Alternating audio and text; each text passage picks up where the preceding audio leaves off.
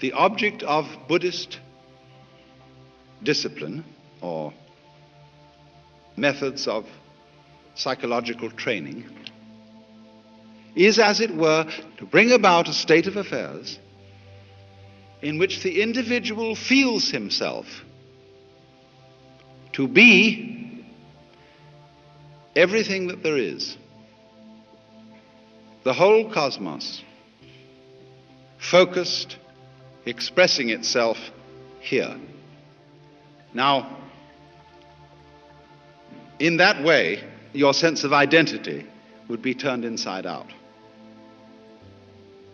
You wouldn't forget who you were. You wouldn't forget your name and address, your telephone number, your social security number, and what sort of role you're supposed to occupy in society.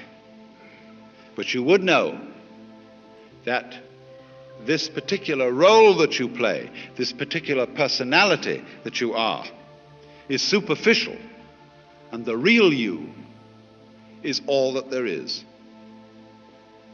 And that inversion, turning upside down of the sense of identity, of the state of consciousness which the average person has, is the objective of Buddhistic disciplines.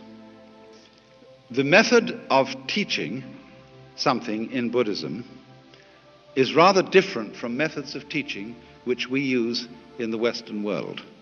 In the Western world, a good teacher is regarded as someone who makes the subject matter easy for the student. A person who explains things cleverly and clearly. So you can take a course in mathematics without tears. In the Oriental world, they have an almost exactly opposite conception, and that is that a good teacher is a person who makes you find out something for yourself. In other words, learn to swim by throwing the baby into the water. There's a story used in Zen about how a burglar taught his child to burgle.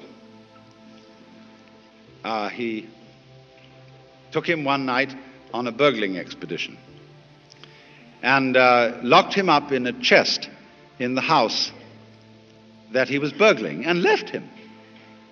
And the poor little boy was all alone, locked up in the chest, and he began to think, how on earth am I going to get out?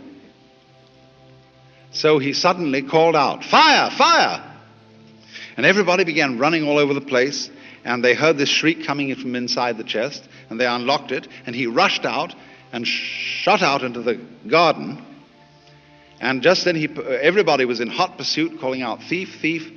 And he went by a well, and he picked up a rock and dropped it in the well. And everybody thought, the poor fellow has jumped into the well and committed suicide. And he got away.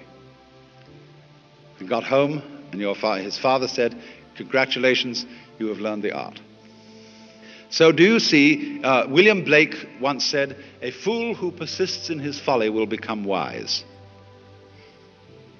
And so the method of teaching used by these great Eastern teachers is to make fools persist in their folly, but very rigorously and very consistently and very hard. So then, if I may now, having given you the analogy, the image, let's go to the specific situation.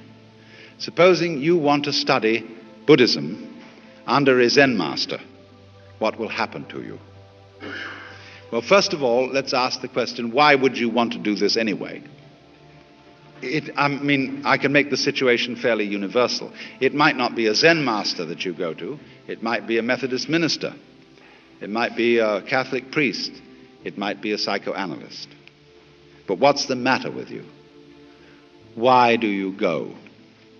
And surely the reason that we all would be seekers is that we feel some disquiet about ourselves. Many of us want to get rid of ourselves. We can't stand ourselves. And so we watch television and go to the movies and read mystery stories and join churches in order to forget ourselves, in order to merge with something greater than ourselves. We want to get away from this ridiculous thing locked up in a bag of skin. So I have a problem. I hurt. I suffer. I'm neurotic, or whatever it is, and one goes to the teacher and say, my problem's me, change me. Now, if you go to a Zen teacher, he'll say, well, I have nothing to teach. There is no problem, everything's perfectly clear. And you think that one over, and you say, he's probably being cagey.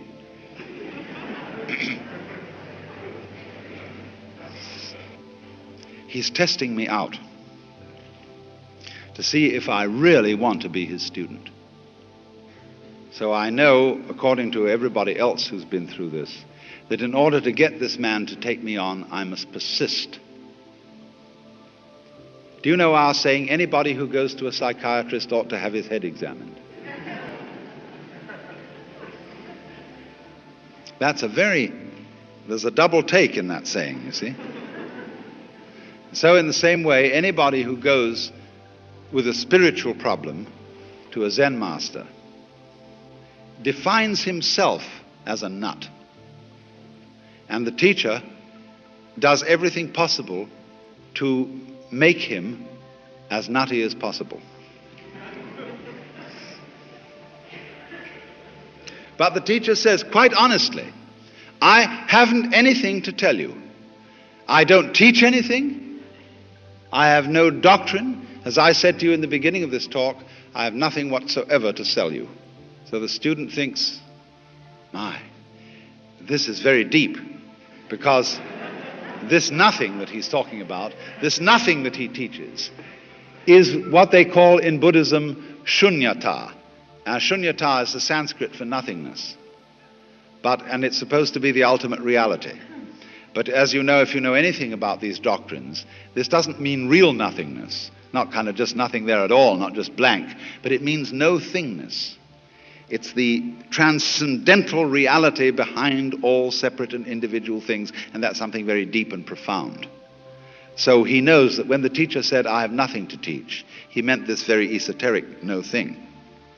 Well, he might also say then, if you have nothing to teach, what are all these students doing around here?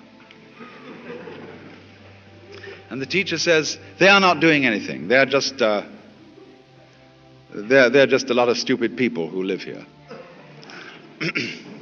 And he knows again, you see, the stupid doesn't mean just straight stupid, but the higher stupidity of being people who are humble and don't have intellectual pride. So, finally, the student, having gone out of his way to define himself as a damn fool in need of help, he's absolutely worked himself into this situation. He's defined himself as a nut. And then the teacher accepts him. And the teacher says, now, I'm going to ask you a question.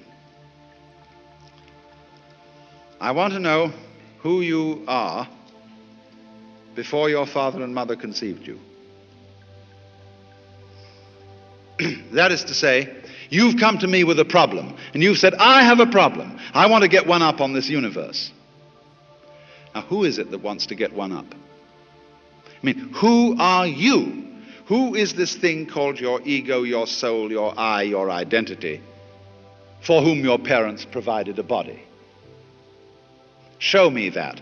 And he says further, I'm from Missouri, and I don't want any words, I want to be shown. So the student may open his mouth to make an answer, but the teacher says, not yet. You're not ready.